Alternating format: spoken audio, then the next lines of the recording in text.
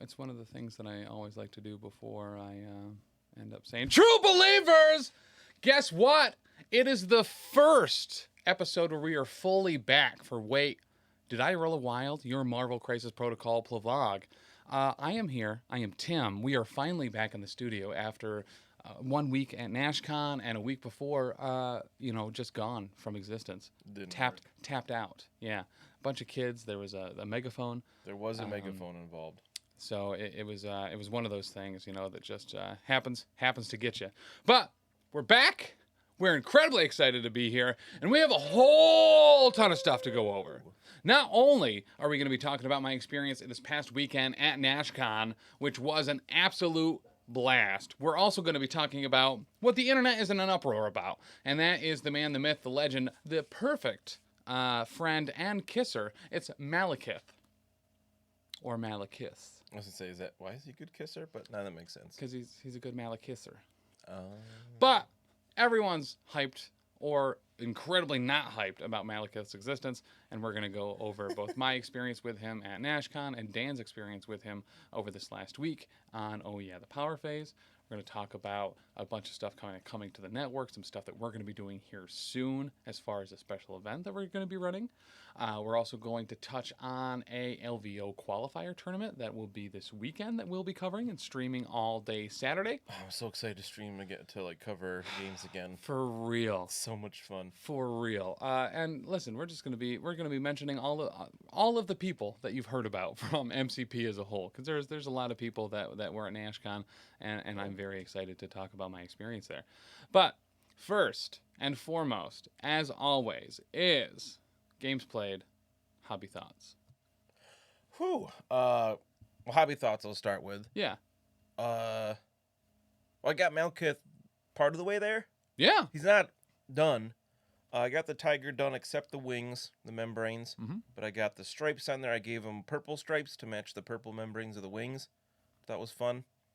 And then Malekith himself is most of the way there. And I'm just going the box scheme because I don't really know much about Malekith. Yeah. I don't have a history with him from reading comics or anything, so I don't really have the desire to do anything crazy. My only thing about the model itself, it's amazing. Technically probably the best one they put out so far. Yeah. I just wish it had that awesome spear he has in his card art. That big black spear looks so cool. I assume is the Blade of Midnight. I just wish he had that on the model, or had the option for that. Yeah, I could see that. But I got him mostly done. I got him, tabletop level, good enough for streaming on Monday. And I've been painting a bunch of Star Wars Legion stuff. I got some more Clone Troopers done. Heck yeah. Which is pretty exciting. Got to play that yesterday. Another AMG Now game that I really enjoy. Listen, they're doing good stuff over there, and I think we're kind of on the cusp too, right? Of having AMGs what they've maybe actually been working on that hasn't been. Yeah, a lot of the stuff a lot of the recent stuff has been Fantasy Flight Games were in the process, and then they finished designing the rules and the models with AMG. The first thing that'll be 100% AMG will be Boba Fett from The Mandalorian and Book of Boba Fett. Yes. Old Man Boba Fett is 100% AMG product, rules and model and all that, which is real exciting. I can't use him in my army because I play the Galactic Republic. Yeah. And Boba Fett is only Empire. Mm-hmm. I think the new Boba Fett is the good also guys. Rebel. Some refer to the Empire. I mean, you do have that on your hat right now, so that makes sense. That's true. I think the new one can also be taken as a mercenary in Rebels as well. Okay. Since he kind of, yeah, in the new stuff, the Din Djarin and Grogu kit is coming out September or October. Yeah. And that one is Rebel and Empire, which is really cool. I Grogu, still can't use them. By the way, short, in case some of you don't know, for Gregorius Rex is Thanks, Grogu's Rusty. full name. But nice. But yeah, thank you, Rusty. Actually, we're going to be seeing Rusty on Saturday. Oh, dope. Maybe even tomorrow. So very cool. Speaking of this weekend and Midgard Games, we are going to be streaming the LVO qualifier there. And my understanding is that it is in fact sold out. It should be one full dealio here. That's and awesome. That's going to be at Midgard Games in Derry, New Hampshire, this Saturday, August 27th. We're going to start streaming effectively as soon as it's up. So expect sometime around 10 o'clock is when dice are supposed to be starting to throw down. It'll be 5 rounds, so it'll be a long day. But Midgard Games, what I understand, is like the epicenter of gaming in New England. Yeah. Because it seems like they're the store. And New Hampshire's pretty central for like Massachusetts. Yeah. And if you're like in Portland, Maine or something like that, or even Connecticut, Rhode Island. It's not that far. Correct. But there are a couple other qualifiers coming up this weekend. There is one in Los Angeles that will be... Are we covering that one? I can't remember. The one in Los Angeles this Saturday? No, unfortunately, we won't be there, but it will be at Next Gen Games this Saturday, as well as a handful of others. Nova, the Nova Open, will be another qualifier, as well as Midwest Melee. That will be in September. In addition to Miso's Marvel Madness, MCP, the Las Vegas Onslaught LVO qualifier, and, as you might know, Vegas, who... is going to be hosted by Power 9 Games. A lot of people have been asking me, they're like, Tim, you run the Power Bottom 10. Is there any relation with the Power 9 Games? Oh, really? There is not a relation there, but absolutely we support them anyway. So they will be hosting a qualifier on September 10th. Oh, good for them. In Las Vegas. And, of course, the Smite Club is running an LVO qualifier as well in Arizona. Nice. So those all are over the place. So those will be the next few LVO qualifiers that are coming up over the next couple weeks, and obviously we will start letting you know what qualifiers are coming up right here. But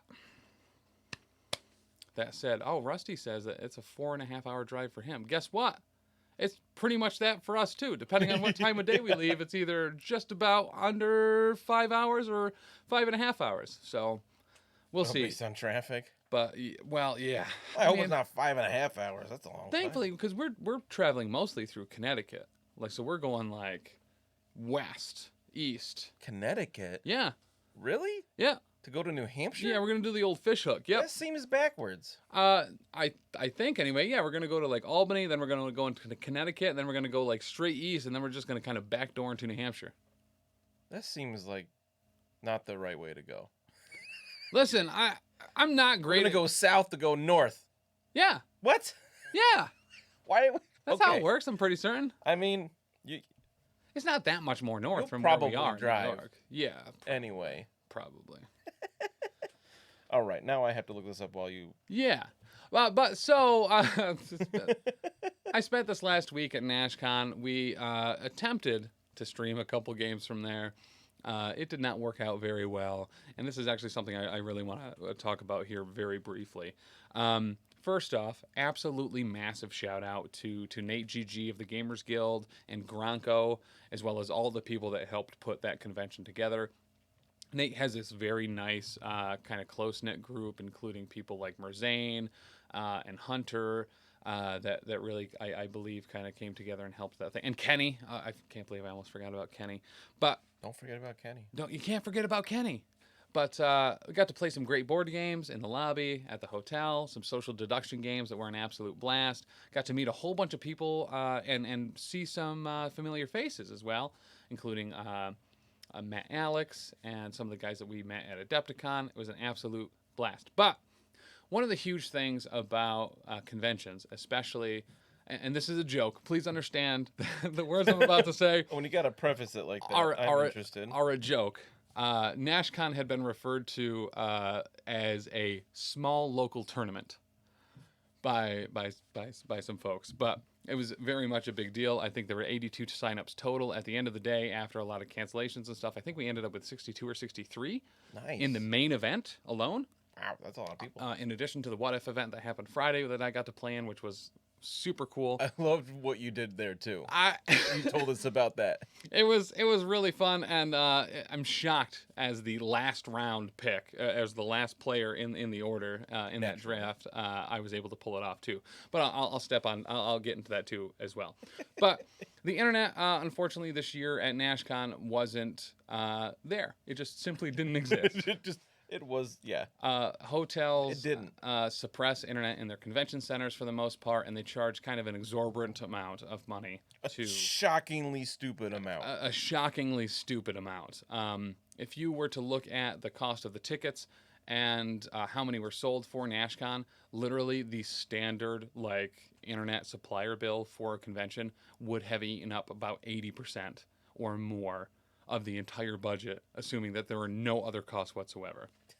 So, just as I wasn't even there, it upsets me. It is incredibly frustrating. So, what we did stream was from like a hotspot on my phone, which also had bad service because guess what? They suppress that too, usually in convention halls. Right. So, just as a I don't know, not a call to action, but to raise awareness.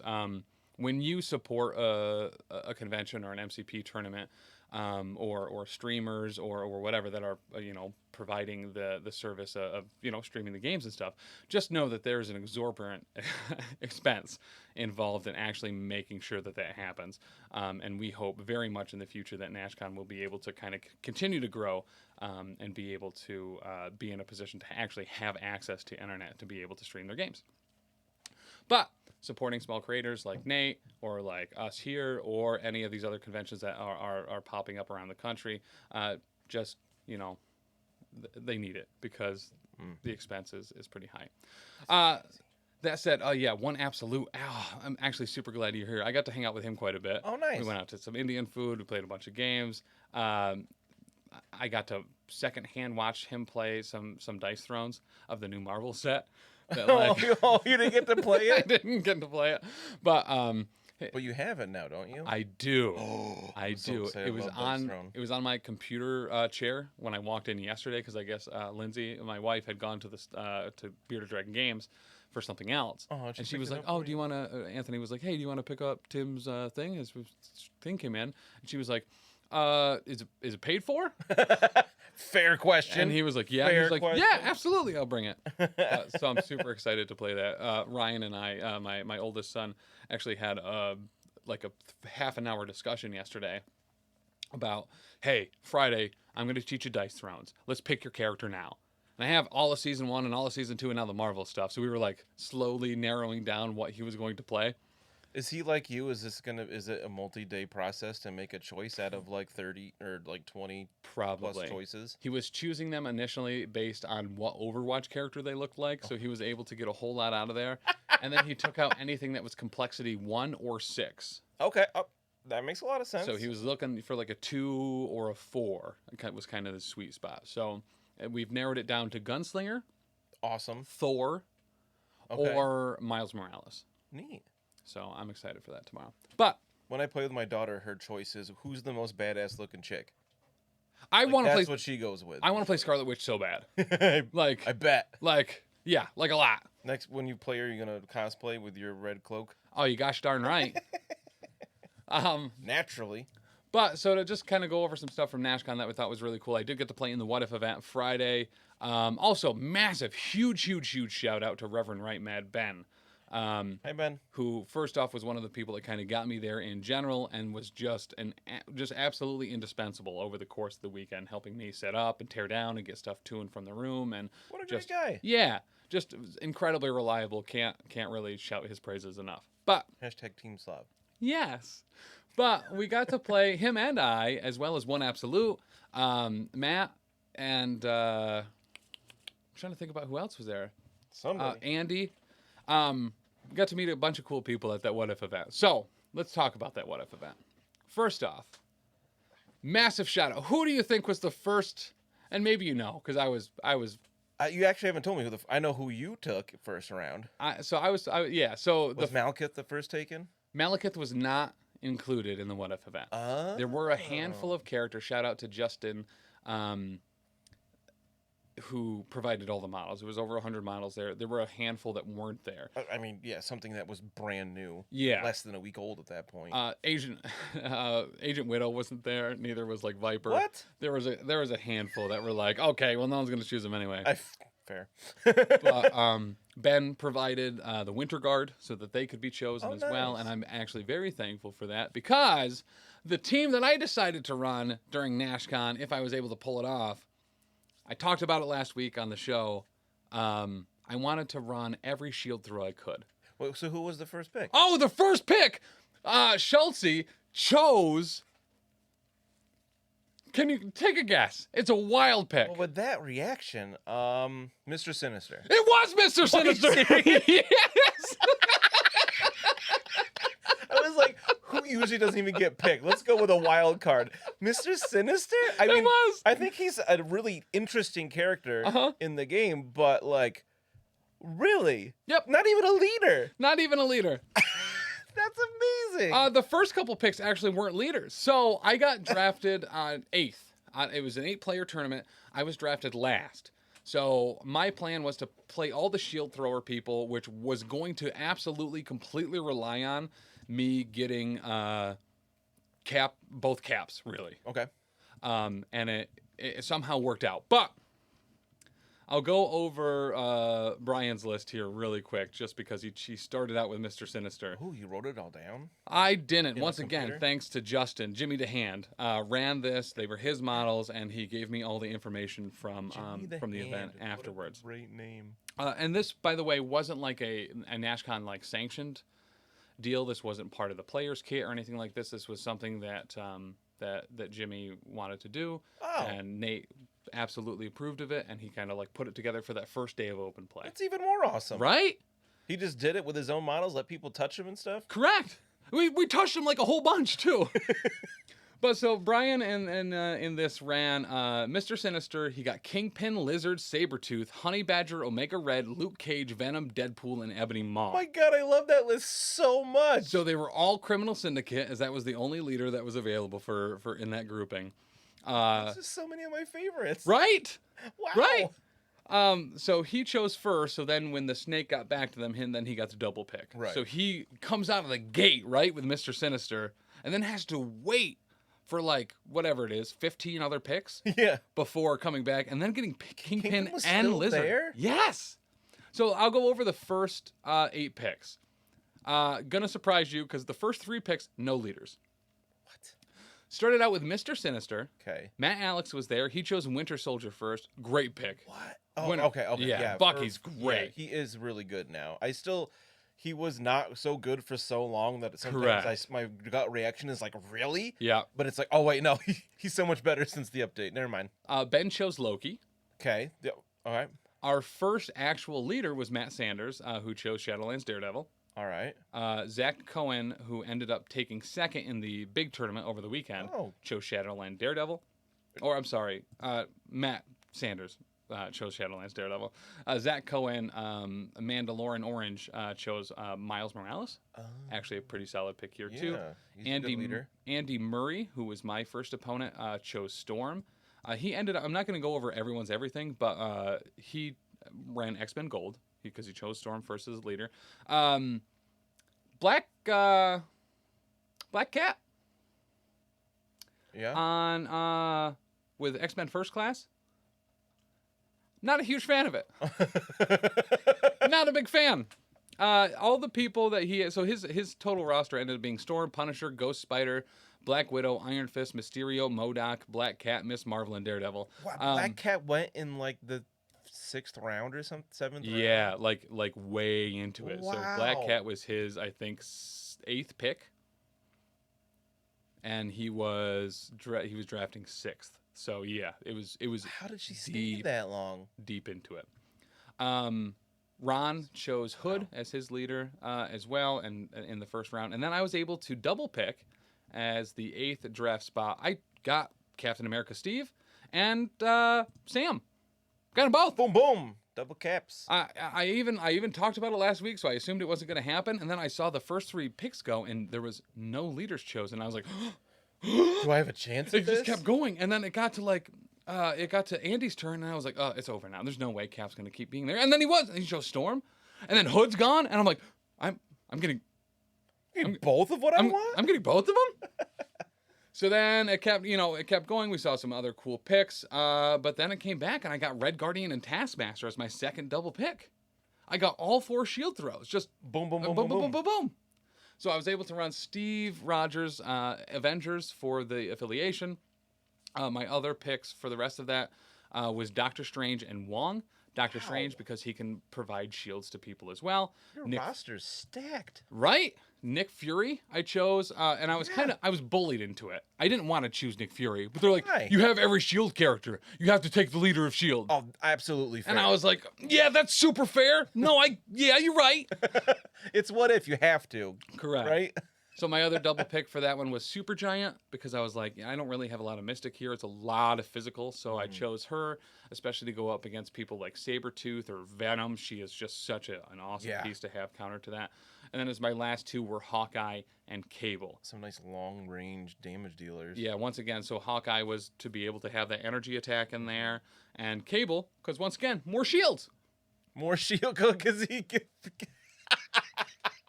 And you've had so much experience with Cable lately. I have. Like, you must really know how to play him. I consider myself pretty familiar with Cable at this point. Of course, he was the very last model taken because he's not a favorite. It was almost as a gimmick at that point, but people are letting you have him. Yeah, When you roll in there, all celebrity Tim, people are like, "We're gonna let Tim take what he wants." There was a couple people that like were specifically like, "No, I should just take this so Tim can't have it." Wow, it's spreading. Yeah. Yep. But here's the thing. I found out at the end of the day, I didn't really even need to run this in What If. The only benefit of running this in What If was that I could Avengers Assemble Cable. Well, yeah, because almost everybody's Avengers anyway, other than Supergiant. Oh, and Cable's also an Avenger. So yeah, I didn't even need to do What If. Supergiant and Red Guardian are your only non-Avenger. Or Taskmaster's a rogue agent, so he wouldn't count for Avengers Assemble. So he gets that. Yeah. So a couple. So there's that. But if you got to, play up shtick, yeah, who cares what else? You already won. But that's correct. For you. And I didn't do well. Really? I went 1 and 3. Or 1 and 2, That's I think. Surprising. Yeah, I played Ben, who was running just a disgusting list. It made me so mad. He had Loki, Ghost Rider, Okoye, Red Skull, Zemo, Darkstar, Ultron. Oh yeah, Ultron. Ultron? Maybe I love Ultron. Hela, Heimdall, and Crimson Dynamo. He took Darkstar? Yeah, he took all of the Winter Guard except for Red Guardian, who I yoinked because he had a shield throw. Was there no Ursa Major available? Oh, you know what? Someone else did get Urza. He's the best of the four, probably. Ron did. I bet Ben did not like that. But yeah, it was a blast, and I found I really like this list. There's a couple changes I'd make, but overall, the core was Steve Rogers, Sam Wilson, Red Guardian, and Taskmaster. Okay. And then if I have the points, throwing in Cable. Here's the thing I loved about this. 13. Loved about this. Okay. Ride Along, or whatever it's called that Sam Wilson has. Yeah. Cable size 2. So he can effectively, for 1 power, because I'm running Steve Rogers Avengers, can give Cable another body slide by spending 1 power on Sam. Oh my god. Not only that, I'm still in the Avengers affiliation, so Cable's regular body slide also only costs 1. That's real good. So I got 2 range 2 moves on Cable to get him into wherever he needs to go. He doesn't need to spend move actions. And then he's just blasting people with plasma rifles, and then he's giving more defense dice for 1 power as well. Oh, but then you had to roll dice. That's true, and we but know that only works against me. Let me tell you how beefy Steve Rogers gets with Cable out there. So, oh my god, 4 and 4 or 4-4-3 or whatever, right? Vibranium shield for only 1 power for 2 more dice, so now he's 6/6/5. If Doctor Strange is there, can also spend 1 power to give him 2 more defense dice. Cable, also now part of the Avengers affiliation, can spend 1 power to give him 2 more dice. He could potentially have 10 defense dice. Yep. Oh, yeah, if they're both on the table. Counting blanks of successes, too. That's insane. For 3 power. He just can't be hurt. Correct. So I think there's actually a lot of play here. I'll probably make some changes with this, but this is a list I would like to run. I don't know if I want to call it Clangarang or something shield-based, but yeah. I like Clangarang. I really do, too. Clang.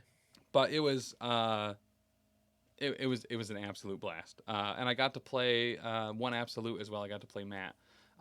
He's a good guy. I remember him from Adepticon. Yeah. He was like the first game we streamed. Yes! And he had some really incredibly painted stuff, too. I got to take a look at his stuff a little bit more firsthand this time. And, yeah, his stuff is stellar.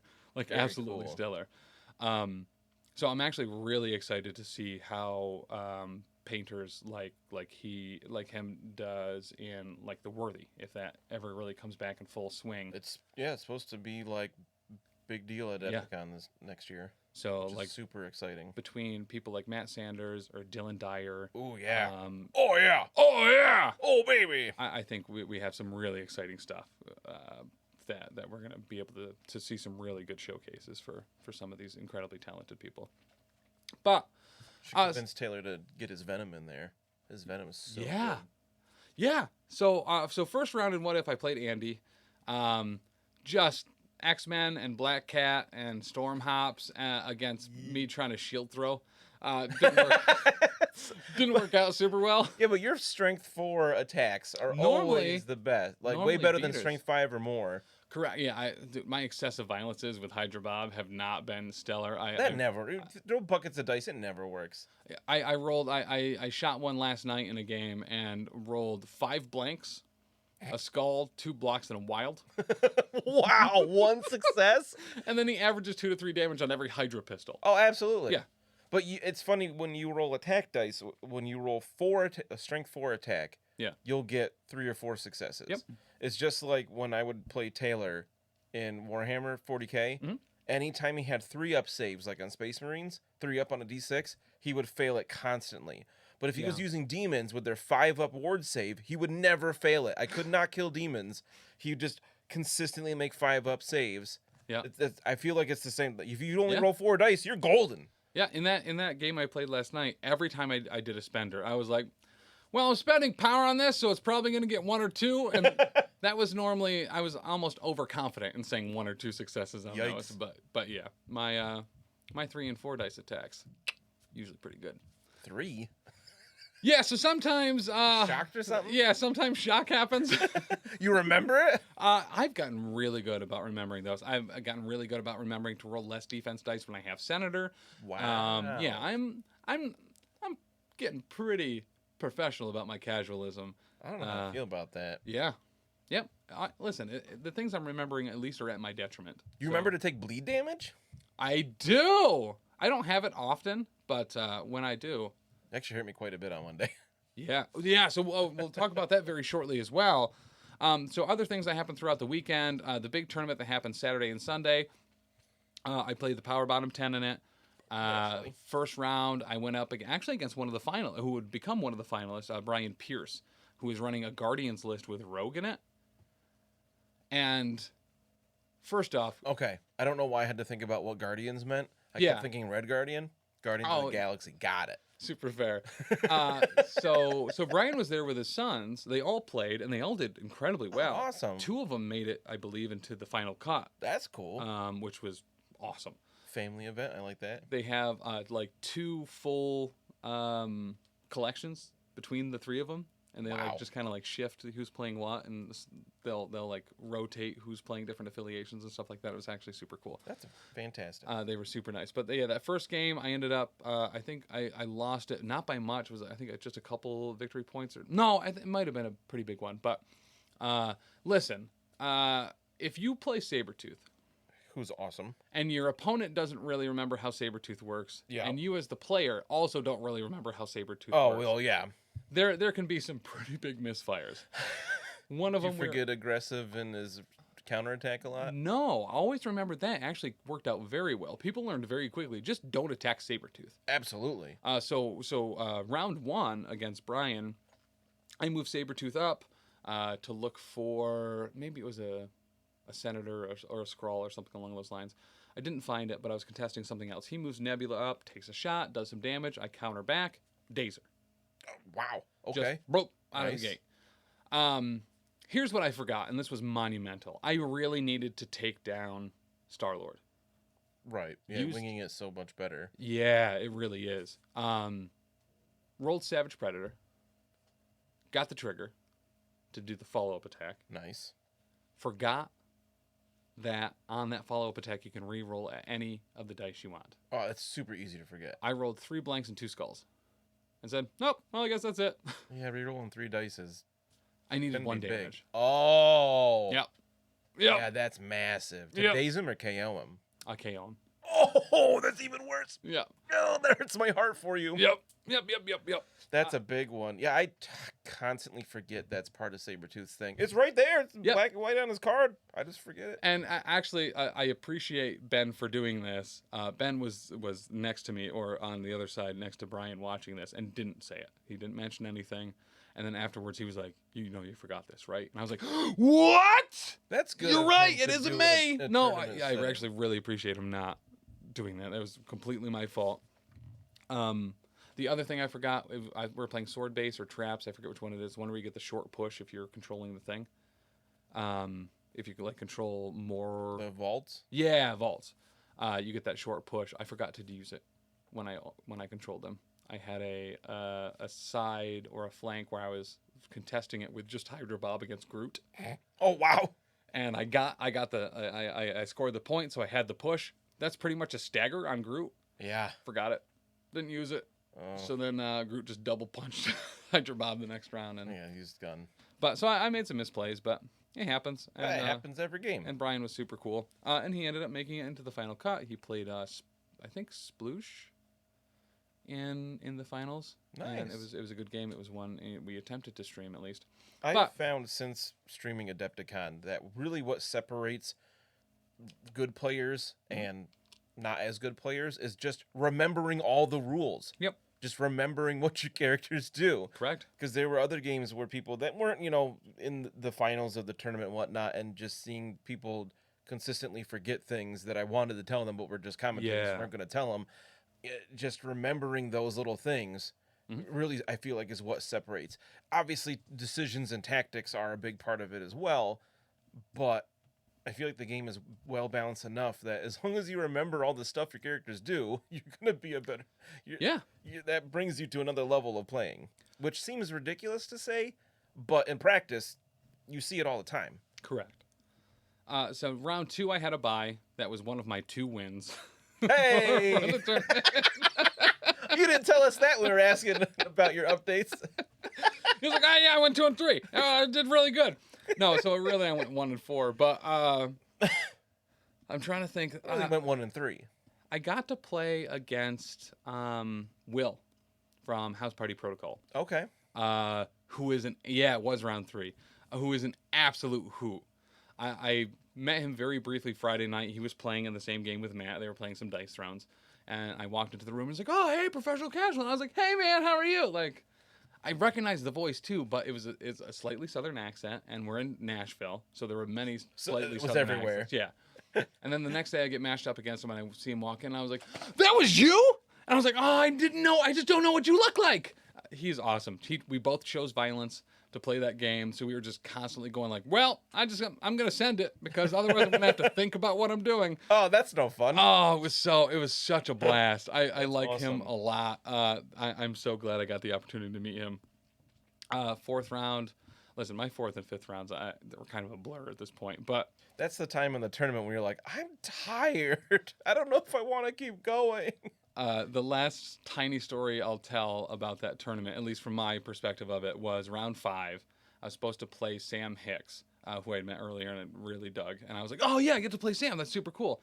He never shows up to the room. He ghosted you? He ghosted me. So I go over to Nate, and I'm like, hey, my opponent never showed up.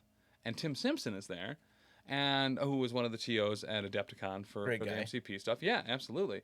And Nate's like, oh, well, Tim's opponent didn't show up either. You just want to play each other? And I was like, well, if I don't play him, we both get buys, right? That gives me a winning record. Oh, that means I'm 3 and 2. And only 2 of those are against buy. That sounds way better when I say it like that. So I ended up playing Tim. He played Amazing Spider-Man in a Web Warriors roster. Really? And it was a really fun game. And I really see that often. I really liked him a lot, too. But turns out Tim Simpson also got paired up against a different Tim. How many Tims are at this? Apparently. So in this mini story alone, there were 3 Tims. This doesn't seem like a mini story. So Sam it's like a long-winded Chuck story. Yeah, yeah, a little bit. But here, the ending's right here. Okay. Apparently, Sam had wandered to a table and was like, "Hey, are you Tim?" And And this third unknown Tim was like, yeah, I'm Tim. Oh my god! So he played against Tim Simpson's opponent? He played against Tim Simpson's opponent. That's amazing! So I played against Tim, who was this other Tim's opponent. And then they go to record their game, and they're like, oh, wait, that's not you. That's so good. That is so good. What? So yeah, so that he didn't ghost you. He just got confused about who Tim was who. But yeah, it was a fun time. Oh my god, that's amazing. Very fun time. Once again, got to see a whole ton of people at that event. Hank from Adepticon played. He played a Black Order list as well. Hank. Just one of my favorite people. I'm just trying to think of all the people there. Dakota, who you saw maybe in one of the Facebook groups. If you recall, we had Dallas and Sarah on at one point a little while ago, and we talked about how Hulk is like a blank canvas, and we were really interested in doing a bunch of stuff based around Hulk. Dakota's partner is the one that painted that Maui. The Maui Hulk? Hulk. Oh, did he have it there? Maui Hulk was there. Oh my god, that's amazing. Right? That's such a fantastic model. So, with that said, next month, sometime in the month of September, potentially October, it'll probably be September though, we are going to run a Hulk as a blank canvas contest. Oh? Where through Bearded Dragon Games or through your local LGS or wherever you want to pick them up, or maybe you have a Hulk that's just not put together, we are going to run some form of contest about who can really go all out by using Hulk as a blank canvas. I love it. You can have your Mr. Fix-It or World War Hulk or Maui. So get Red Hulk. Yeah, and the detail work on those tattoos on that Maui were impressive. Awesome. And that's just versions of the Hulk. You could turn them into whatever you want. So the only rules of this are going to be, it needs to be the AMG Hulk model. Keep it official all the way through. Use bits and leftovers from any other AMG thing that you have. Absolutely fine. We'll announce all the rules probably here in a week or two. But yeah, get ready. Get thinking about what you're going to paint that Hulk like. I like that idea a lot. I really do too. I might actually even do it. I might get a second Hulk. I'm probably gonna. But through Bearded Dragon Games, we're gonna try to get up like a small kit that'll have some cool swag in it as well, and like an entry badge, and just some fun stuff. And we'll try to get that at a decent price out there. But I like this a lot. I'm super excited for it. You know what I might do with my Hulk? What's that? I might paint him green. Wow! My Hulk is gray. Oh, that's true. Mustaches probably will get you bonus points in the judging for this, so just, be aware. You see Scar, son of Hulk? Yeah, I think a Scar would be super cool. I wouldn't mind seeing people turn him into Abomination. Or Maestro. Oh, Maestro's awesome. I mean, that checks all the boxes. Number 1, it's Hulk. Number 2, mustache. And beard. And beard. But male pattern baldness. But then you could really go, you could turn him into a Juggernaut. You could turn him into Strong Guy. You could turn him into Guido, hell yeah! With a little, just a little broop of hair. Ooh. And the glasses, goggle glasses things he always had. Yeah. What are some other big beefy dudes? Mr. Hyde. Yeah. Either from Marvel or maybe even the League of Extraordinary Gentlemen. Chernobog from the Winter Guard. Okay. Yeah, I think there's a lot of really, really cool stuff. I'm trying to think of other things that are that have that Hulk physicality. You could turn him into and I mean, even things not in Marvel. You could turn him into a Swamp Thing or Man Spider. Yeah, just buy 3 Hulk kits and add a whole bunch more arms. Yeah, just a big beefy Man Spider. I mean, I guess you could. Why not? Turn one into Big Chuck. Oh, I know. I'm going to turn him into my superhero from the thing I've made up, Rumble. Okay. Does he live in a jungle? No. He should. But on to the competitive side of the weekend, the big 2-day tournament. So I guess we were already talking about it. So the handful of people made those cuts. Sploosh was there. I think. Tabs. Where did it go? Yeah, I do have a lot of tabs up. So I think the top 8 were Sploosh, Sooner, Brian Priest, Matt Alex, Mandalorian Orange, Merzane, who is, gosh darn, he's an absolute delight. Finger Guns was there. Gosh darn. And Peyton Priest, because 2 of the Priests made it to the top 8. Oh, they're brothers or Father and son. Yeah, Brian's the father, and Peyton was the one of the sons. Good for that. Oh, real quick, back a minute ago. Yeah. Dakota. Yes. Had the Maui. Mm-hmm. Did we stream a game of his at Adepticon, or is that a different Dakota?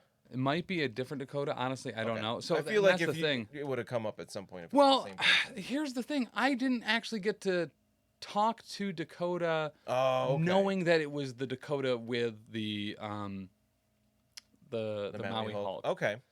Which is a gosh darn shame. Like I messaged him after the convention, was like, I'm looking through some of my pictures and there's a Maui Hulk here. Were you at Nashcon? And then as we're talking, I'm like, I remember his face. Yeah, we talked a bunch. Nuts! I didn't connect it. So guys, for real, like if you see us at a convention or at a tournament or something, just introduce yourself. I am terribly bad with faces, and I'm really bad remembering someone's real name and their online handle. Oh yeah, and putting a face to it. It's rough. It's real rough. I called a lot of people by the wrong names, a whole bunch. Just call him Bucko. Bucko. Yeah. No, you can't do that. You know what that means. I don't. I haven't listened to that episode of Elite 8, but I know it's a thing. Gosh, I'm going through this list, seeing all these people that I need to mention. Ryland was also super cool, and Schultzy and Twitch Blues, and Ryland was actually super cool. We've got to play Secret Hitler, which is just an incredible board game. It's really, really, really fun. Yeah, you talked about it a lot the other day. I do. But yeah, so that top 8 there. Had some really interesting stuff here. Significantly. Oh, and this was the other thing I really wanted to touch on. There was a handful of Malekiths there. Right. Yeah, this is a big thing we want to talk about. Massive range of results. One of the first games that I attempted to stream had a Malekith on there that was already 0-1. He ended up going 0-2. Ran Malekith every game. We're seeing actually a very pretty large standard deviation, I guess, on the games where he's played. I talked to Sploosh a little bit. There's going to be an interview going up with him later in the week that thankfully didn't get corrupted. Oh, nice. He ended up taking the whole thing. He won 8-0 effectively through the course of the week. Wow, good for him. Had Malekith on his roster and said, it's pretty much a psych out. I want people to see it there so that they plan tech around him. This seems like the kind of move he would make because he's one of the best people at this game. And so a lot of people had a lot of different results. Poor Chewy, I think, played against Malekith almost every round. That's too bad. Like, it's just a numbers game sometimes. Just to see the same character again and again. Yeah. I don't care who it is. That's just kind of, I think that takes away from the fun when there's over 100 characters to play with. Well, but he just came out. It makes perfect sense. So I think you had said at one point in a chat or something that if he had come out a week earlier, or if Nashcon was a week later, we would have seen a lot more Malekith. I think but so. Being a in-person event, people had to have the model, have it together, and paint it to some degree. Was there any kind of painting restrictions at this tournament? Kind of standard 3 colors, tabletop ready. Was preferred? Was preferred, yeah. There was a lot of gray out there. Okay. Surprisingly, though, a lot of the Malekiths were pretty put together. Matt Sanders, One Absolute, I guess drove like an hour and a half to some other town or some other state to get his Malekith, to get it back and put it together like Tuesday night to get it ready for the convention. He should have ordered it from Bearded Dragon Games and Hobbies and had it shipped to him. He totally could have. He would have gotten 15% off too if he had ordered it. Bearded Dragon Games.online, I meant to say. Oh, but yeah, so thank you, Matt. No painting was required for Nashcon. I saw a bunch of gray out there. If it was one of those things like it's encouraged, but it's not like you can't play if they're not painted. Yep. But yeah, wide berth in a lot of different ways. And in that final round at Nashcon in the top 8, the championship round, both players had Malekith in their roster. Sploosh did not run Malekith. Mandalorian Orange did. So when you take a look at those lists and those numbers, realize there were a lot of Malekiths there. Pretty standard array of whether he was winning, losing, or even being used. And that's what you want from a model, right? Is. Like it should have like a bell curve to it. It absolutely should, and I feel it did. And someone I'm sure will go through the numbers significantly more than I have to say exactly what kind of how that panned out. But yeah, pretty varied results. And like Sploosh said, kind of a psych out piece. I like that. Interesting. And that I could see kind of being a problem is that if you see Malekith on the board, you're either have included things in your roster to counter there being a Malekith and might be running it, and that might not be good against other things. Yeah. But that's part of a competitive game, right? Is that little psych out.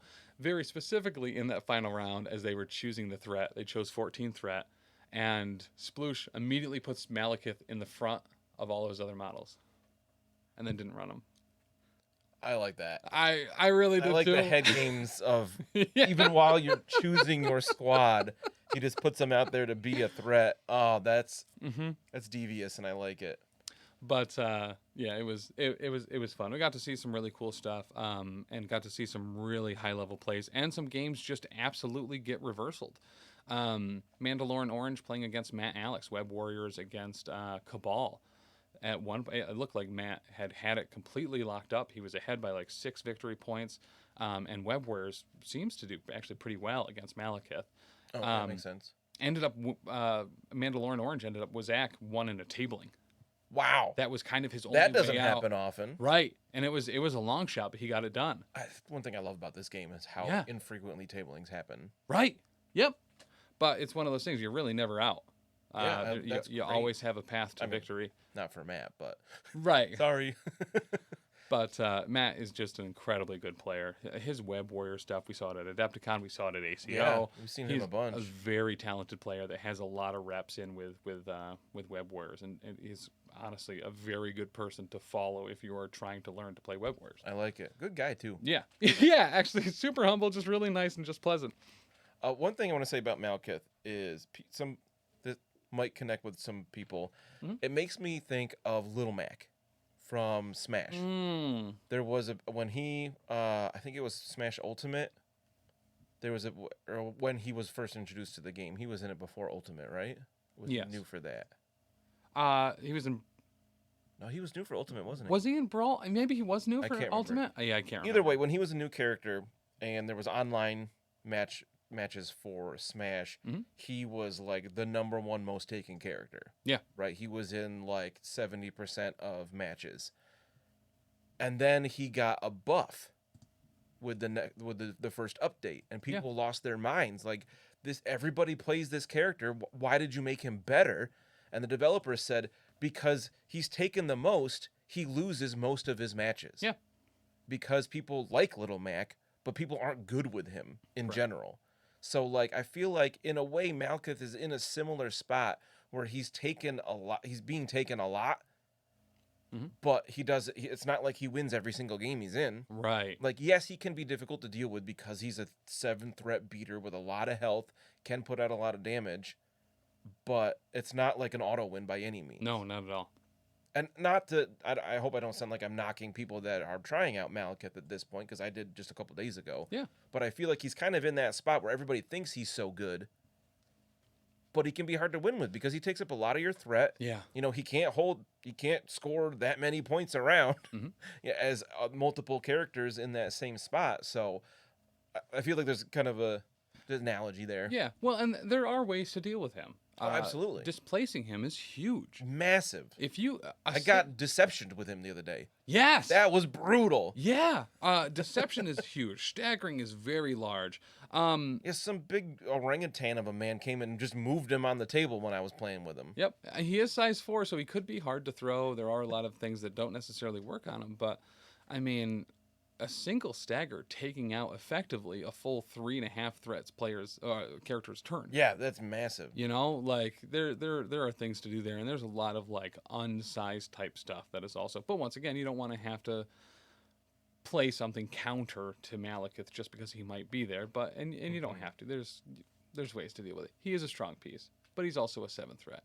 Yeah, he takes up a lot of your squad. And honestly, legitimately, everything shouldn't be able to beat everything either. You should have hard matchups. You should have easier matchups. And that's a huge part about Marvel Crisis Protocol as a whole, is you are not locked in as much as you are in other games. You can play Winter Guard and have Malekith in there. You can play Avengers and have Malekith in there. Like, you have a lot of variation with with your things, and I actually don't mind things shaking up the meta a little bit. No, not at all. Even if a lot of it's the psych potential. Yeah. Of that. Well, Malekith might be there. And he's shaking up the meta now, but he won't be in a couple months. Because we have Sentinels coming out. You know what I mean? Right. There's so much on the docket that it's.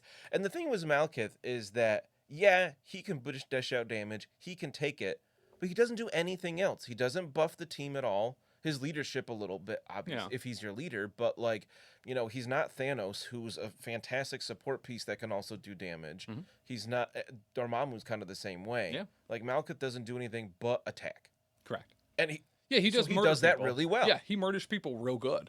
He's I'm certainly not going to say he's basic like Lizard, but he doesn't have a wide breadth of tech on his card. Yeah. But what he does, he's really good at. Mm-hmm. Like, he's going to hit you hard, and he's going to take damage because he has a ton of health. Correct. The other thing, too, is I think watch Sentinels, right? Have something that doesn't allow you to modify your defense dice in any way, shape, or form, or crit. You know what I mean? They have, like, some super lock on that just completely negates one of Malekith's, like, skull crits or something along those lines. But yeah, I think he's a very strong piece. We're going to see him around for a while, but we have no idea what's around the corner. And Absolutely. He is the ways to deal with him aren't a secret. And he looks awesome. He does also look rad. That's actually one thing I'm super excited for while we go to Midgard Games. You and I are leaving tomorrow for it. Yep. I'm pretty stoked to see if some locals out that way have some Malekiths and what they've done with them. At least a handful. There were some awesome paint jobs on him too. Chewie had a great one. Mandalorian Orange had a good one. Matt Sanders had a great one. There was a lot out there, and I think I saw some later on too. Mike DeLuca from the Danger Room podcast posted one of his in one of the groups. That was just like Twilight Stardusty. It looked really solid. Oh, that's cool. Really, really cool. You see any Skeletors? I didn't. I didn't. I would love to, though. I think that some of the ones that we've seen in that group there, where people have converted and done some really neat things with him, are rad. Like the one somebody's converting the Bog Tiger to be a bear. Yeah. Be Winterguard themed. Love it. Mm-hmm. Great green stuff work. I can't do that, but more power to you. But so how did your game against Taylor go on Monday? Whew. All right. So it was interesting. It was me and Taylor. Yeah. Just running amok. So we had a great time. It was super fun. We did 16 Threat. Okay. We played Legacy Virus. Legacy Cure, I guess, really. And Cosmic Vaults. Okay. I had Malekith because I wanted to try him out. Yeah. I wanted to try, I was joking saying that I was building that squad like I build my Pokemon teams, which is all offense all the time. So with Malekith, I had Scourge, who was great, Baron Mordo, and MVP Crossbones. Hell yeah. And Taylor looked at it and was like, I don't want to fight this. He took a squad based on his Gotta Go Fast roster, so they're all long movers. Really good list. He had Mystique running Freedom Force because he had Sabretooth and Quicksilver. Yep. And then also Baron Zemo and Ghost Spider. I love Baron Zemo. Yeah. I think he's great. Great stuff. So it was a great game. Malekith did not show up. It was a good example of limitations of Malekith. Yeah. And a lot of it was on my, on me. First off, he rolled terribly. Just across the board. He's super dice dependent because he can modify those skulls if he has power on attacks, defenses, and dodges. But if you don't roll skulls, it's a useless power. Yeah. Yep. So I had Malekith run up one flank by himself. Crossbones grabbed my back objective, and then Scourge and Baron Mordo went on their own to the other flank. Yeah. At the end of the game, I said I should have put Baron Mordo with Malekith. He does kind of need support. Yeah. But I was figured, he should be able to hold a flank on his own. It's Malekith. He's 7th threat. So Taylor runs him up, or he runs Sabretooth up that same side. So turn 1, I Ferocity into Sabretooth and did 2 damage on a Blade of Midnight. Wow. Yeah. All right. I got 2 successes, and he just happened to roll no blanks. But that gave him just enough power to do his counterattack and did 3 back. And I was like, wait, how did you do more to me on my activation when I'm Malekith? Yeah. And then I threw him, and then he aggressive right back onto the objective. So it was like, what was the point of this turn? Yeah. And then the next turn, he jumped over to the middle of the table to grab Taylor's back objective, and then placed down the Black Bifrost. Yeah. To have a big teleport range right by his back objective. So I had like Crossbones go to it later and whatnot. I will say Black Bifrost is actually very good. It was really cool. And because you don't need so much to set it up like you do with Wong and Doctor Strange's, and because Malekith is so mobile. Yeah. I really like some of the wild like diagonal like portal shots that people get off. Oh, absolutely. Yeah, I had it right by his. So once you deployed within one of it, you were within one of the back objective, the back vault, and then the other end of it was kind of in the middle of the table, sort of between the other two objectives. Yeah. So like I could move to it and jump way back there, and it doesn't cost power. You just take a damage instead, which is interesting. But so I had Malekith in the middle and back on his side. So then round 2, Taylor is like, get over here, and deceptions him right back to where he was, and then just proceeds to just shoots him a whole bunch with Mystique, does a couple damage each time because I'm just rolling garbage, and then Sabretooth just unloads on him and dazes him. I think it was round 2. Wow. Yeah, I was like, not good. All right. And it was just, he's just getting wrecked by Sabretooth and Mystique. It's so weird. I guess not weird when you think about kind of the law of large numbers and potentially up to 4 attacks in a round from Mystique. Yeah. Rapid fires. I think it was a little slept on for a while, and then I think people are coming around on it. Oh, so good. Nate had that great video about the oops all rapid fire and rerolls. So good. And just even not being able to reroll against Malekith, it didn't matter. Like Taylor was consistently rolling like 3-4 hits, and I was rolling like 1 success maybe. And like I was remembering to change skulls to crits. It helped me like twice the whole game. It was just I just wasn't rolling skulls, or when I did, like I'd get 1 success and then the dice I'd get from it didn't do anything else. So then round 3 he was stocked up on power. Yeah. He just got dazed. So then I unleashed 2 Butcher of Thors. Yeah. One to Mystique, dazed her. One to Sabretooth, didn't daze him. And then he attacked back. And then he'd attack back, and then I think it was by the end. I think it was round 3 he was KO'd. Malekith? Yeah. So I could see if you did a decent amount of damage to Sabretooth, he attacks back, gets a little bit on there, and then is able to no mercy with a bunch of damage on him, and then Savage Predator. Yeah. Okay. No, I did daze Sabretooth before because he was on his injured side, so he was able to add dice for damage on Malekith, because at one point Malekith had 3 damage on him while injured.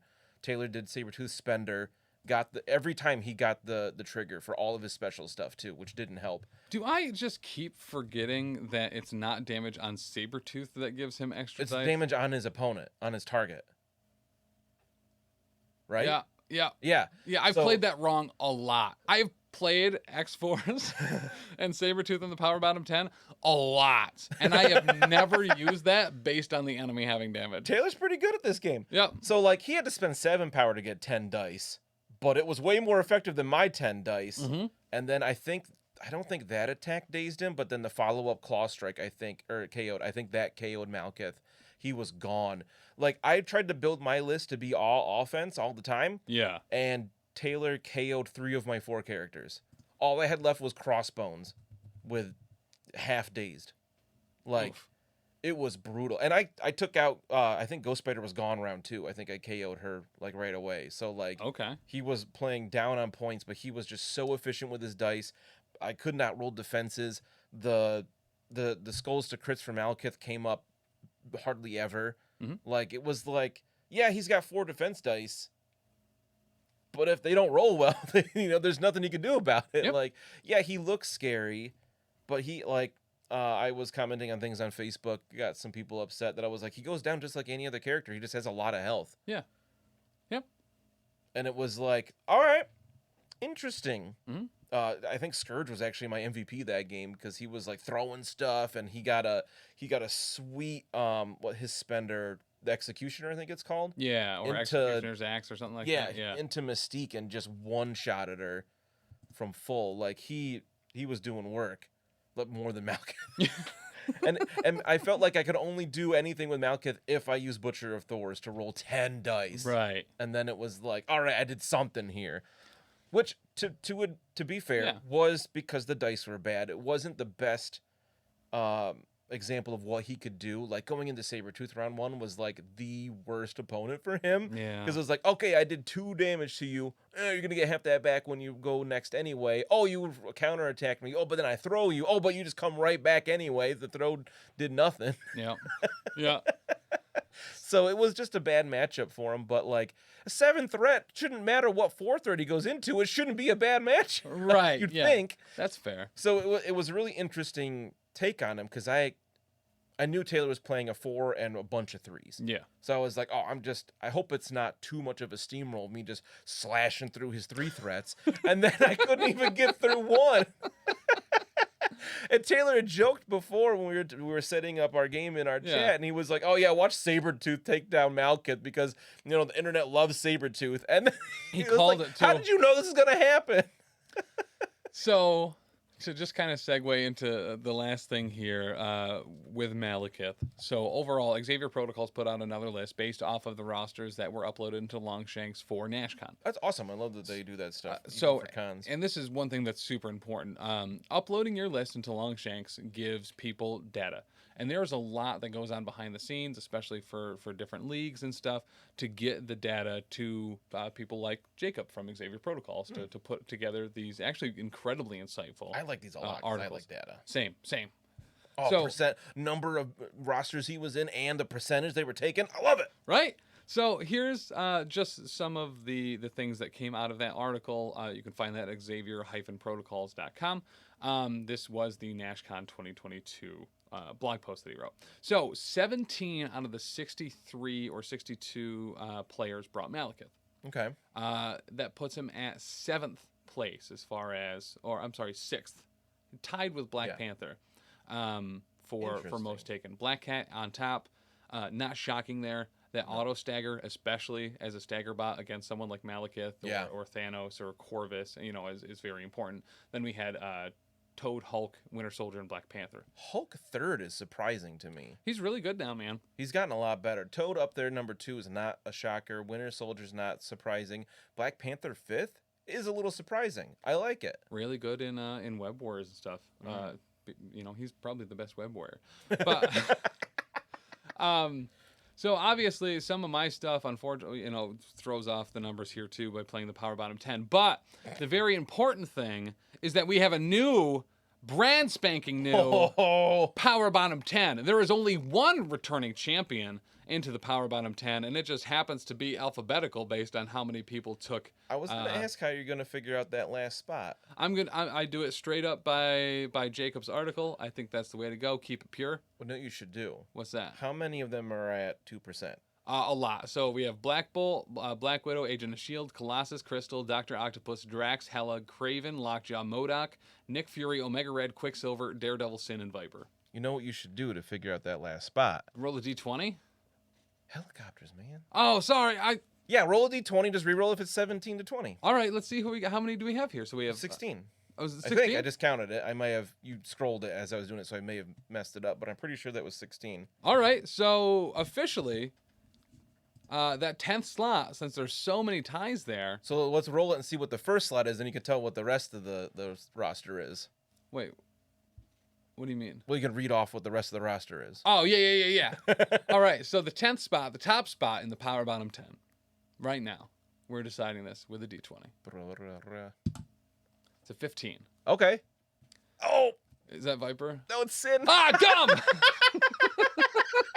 Oh, man, you could have gotten Nick Fury or Omega Red. I could have a long movement with martial prowess that adds poison and stuff. I actually really like Viper. So, actually, and here's one of the things. Worst. As far as the Power Bottom 10 as a whole in general, a lot of the point of the Power Bottom 10 is to show that, hey, you know what? A lot of these forgotten characters aren't bad. They're just not being used currently. Right. And the Power Bottom 10 cycles out. All the time. Just a couple months ago, it couldn't make an affiliation. It had a lot of S.H.I.E.L.D. characters in there. Then it was a bunch of X-Force characters. Now it's X-Men characters. Which is a little surprising, but not once you see who they are. So Sin. That's so stupid. I can't believe. Well, you want to recount it just to make sure? Yeah. Since you got Sin, because you could get 1. like Omega Red. So Black Bolt is 1. Black Widow 2. Colossus 3. Crystal 4. Dr. Octopus 5. Drax is 6. Hela is 7. Craven is 8. Lockjaw is 9. MODOK is 10. MODOK? He used to be like the golden goose. Well, once again, it rotates. There's cycles with this. Nick Fury is 11. Omega Red is 12. Quicksilver 13. Daredevil 14. Sin is in fact 15. Shuckle my butters. All right. And Viper was 16. So the other... You could have gotten Daredevil. You love him. The other members of the Power Bottom 10 currently now are... I think these are all new people, by the way. None of these were in the last one. Carnage. Okay, cool. Cassandra Nova. Ooh. Cyclops. Listen, I know you like Cyclops. There's a leader there. Yeah, I'm really happy with it. He's got the worst leadership in the game, but he's there. Elektra. Also, you had good luck with I've her. had a lot of luck with her. I think and hand ninjas is the most important part. Hand ninjas. I think people get a little thrown off by the range 1 attack. Yeah. I saw a lot of people forget it at Nashcon with Ant-Man. It was really good when he used it against me a couple weeks ago. It really is. Jean Grey, Mr. Sinister, Peter Parker Spider-Man, Wasp, and Wolverine. Good with him, though. So similar to when it was X-Force and Cable and all them in there, all of these people were taken 0 times outside the top slot, which is Sin or Viper, depending on how I edit this episode. No, you gotta take Sin. You rolled it. You got people in, watching this live that saw it too. You can't edit that. Nuts. Alyssa will call you out. But Jean Grey, Cyclops, Cassandra Nova's not an X-Man, right? No, just Wolverine. And Wolverine. I mean, that's awesome. That's 4, 9, 13 base? Yeah. For affiliation? It's a heavy base, but listen, we'll get there. And guess what? Now we can use Jean every round. Jean! Because it's got Cyclops and Wolverine in it. So good. How could you not like that? Shocking amount of Mystic between Cassandra Nova, Jean, and Sinister. Yeah. You got some energy attacks in there with Cyclops and Wasp. Yep. I really like Sinister. I think the rest is all physical. Oh, Spider-Man's got taser webs. Yeah, he does. Energy. Yep. I think it's really important to have a mix of for sure. attack types, because we learned with Taylor, it didn't hurt him that much, but his entire squad on Monday was just physical attacks. Brotherhood has that. You know what I mean? I'm really excited for Pyro to kind of mix that up a little bit, give some energy attacks in there. But yeah, I super dig this. I'm really excited to start playing this for the Power Bottom 10. I'm excited for you to have Spider-Man. Yeah. I love Spider-Man. I do actually really like Spider-Man. So I know we've gone back and forth joking around about how he should be a 3 threat, but honestly, he's got the impact webbing for pushes. He's got pulls. He's got throws. He's got a lot going on. He's a great control piece. Now, I'm going to say something here that's going to upset you. Mm-hmm. I just want you to understand it comes from a place of love. Okay. I think if anybody can get work out of that Spider-Man, it's you. Because that's a compliment. Yes, it is a compliment. I don't like that. I know. That's why I wanted to preface it like that. I'm going to cut that out, too. No, you're not. I think the difficulty with this particular Power Bottom 10 is choosing tactics cards. X-Men have a lot of great tactics cards. They really do. Carnage has a lot of great tactics cards that I want to run. Oh, my God, too. Yeah. Cassandra Nova with Mental Domination, running Jean, running Mr. Sinister. Yeah, this is going to be... There will probably be only affiliation and character-based tactics cards. Yeah. Even Wasp, the Pim Particles, is a great card. Yep. I think that got cycled out, though, Pim Particles. Oh, I don't know. But, I don't remember. But yeah, I'm super stoked to start playing this. And yeah, also, I got mentioned by name. By not even like he said Professional Casual Network. He also said Tim. That's my name. I don't know which Tim it was at Nashcon, but one of them was running this. Since there are at least 3. So you're saying there's a chance. But really appreciate the work Jacob does over at Xavier Protocols. For real. It's something that we've talked about a lot on this show. But yeah, pretty sweet. Next week. Thanks for doing that. Next week, Dan, because you and I are going to to the LVO qualifier this weekend. Yeah. What do you say next Thursday after Wait, Did I Roll a Wild? It's this show. Maybe we start that new show we've been talking about a little bit. The cleanup phase? The cleanup phase. The cleanup phase? The cleanup phase. So we've mentioned it a little bit here and there. It's got a name now. Next week is going to start. It does have a name. The cleanup phase will be a Patreon-only after show that we will do Thursday nights right after Wait, Did I Roll a Wild? Podcast version will be available on the Patreon as well, potentially, maybe. I don't know. I haven't figured that part out yet if I want to do that or not. But the only place to see it will be on the Patreon. It will be effectively going live as soon as we hang up our hooks here. Going to start out maybe once a month. And the things that we'll talk about there are a lot more in-depth stuff from the conventions and some of the tournaments and stuff that we go to, as well as our own plays and a whole bunch of behind-the-scenes stuff on the network. So that's going to be available for anyone at any level on the Patreon. That's as little as $1 a month. Patreon.com/professional-casual. That's good. Yeah, patreon.com/professional-casual. That's going to get you access to the Discord.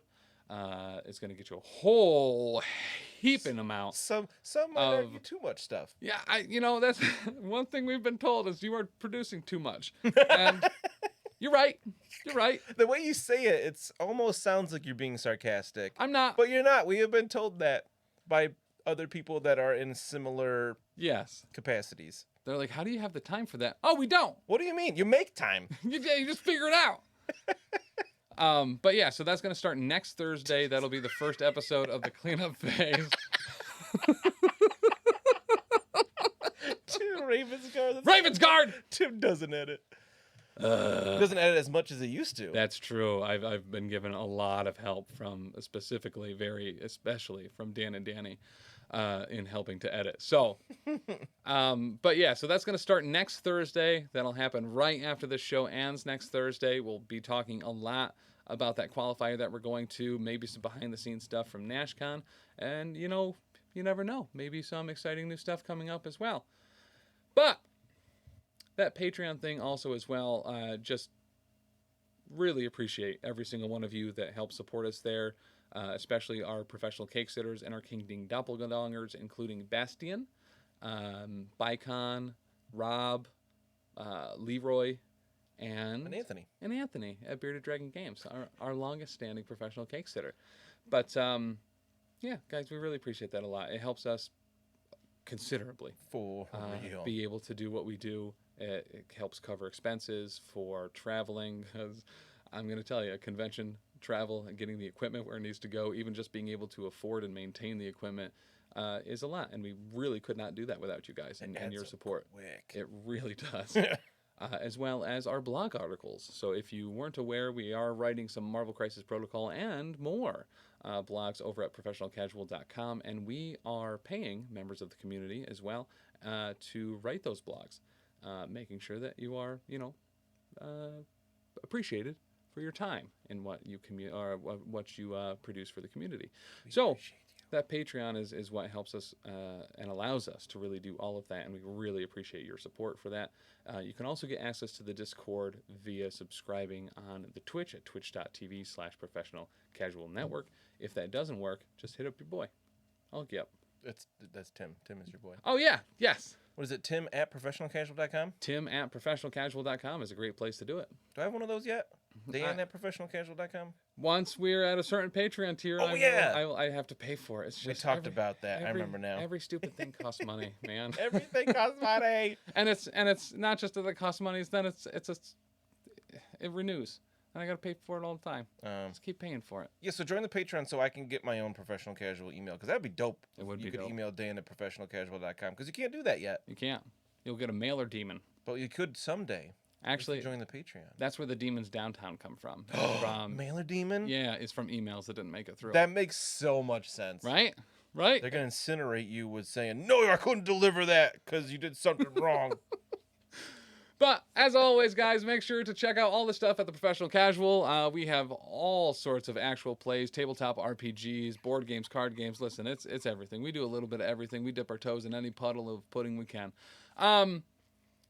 multiple streams each week, also right here on the Twitch. Monday, Dan and I will be playing, or I think Dan and I will be playing. Probably. Me or Danny, probably. Yeah, or Danny. For Oh Yeah, the Power Phase. Labor Day, September 5th, we're going to have a special guest, Mr. Dylan Dyer. Dr. D! Dr. D! I'm going to give him a bunch of bananas as a present because I like him. A bunch of bananas. You should give him a lamp. Why? Or a blender. I'm sorry. You should give him a blender. A blender? Yep, you'll figure it out. But if you want to give a blender to Dylan Dyer, you can do so by mailing it to P.O. Box G, West Oneonta, New York, 13861. That's the Professional Casual P.O. Box. We get all sorts of wacky stuff there. It's a lot of fun. Guess what? Maybe some of it's going to start being opened on the cleanup phase. Oh my god, that sounds like so much fun. Mm-hmm. And we have a phone number. You want to text it? You want to call it? You want to send it some feet pics? JB? Knock it off. You don't have to do that. Yeah, please don't. Actually, I'm already pretty full of those. Sick of feet pics. But Dan, what's that number? What's our phone? Our voicemail? The PCN number? The PCN number. 603-803-3235. Call it. I think I heard Danny say that from upstairs. I think so too. I bet with the cleanup phase, we can get her down here after she gets our son to bed. That would be pretty sweet, guys. Who knows what's going to happen during the cleanup phase? We'll forget most of the time anyway. I bet it's going to be wild. It's going to be wild. Oh, did you roll wild in the cleanup phase? Yup. But, guys, thank you so much. We will see you Monday for, Oh Yeah, the Power Phase. And make sure to check out Wednesday for Taylor's Hobby Hangout, where he's going to be putting together some stuff. Some stuff. As long as his internet works. All right, bye. Oh, no, that was Twitch's fault that time. Yeah. Bye. I love you.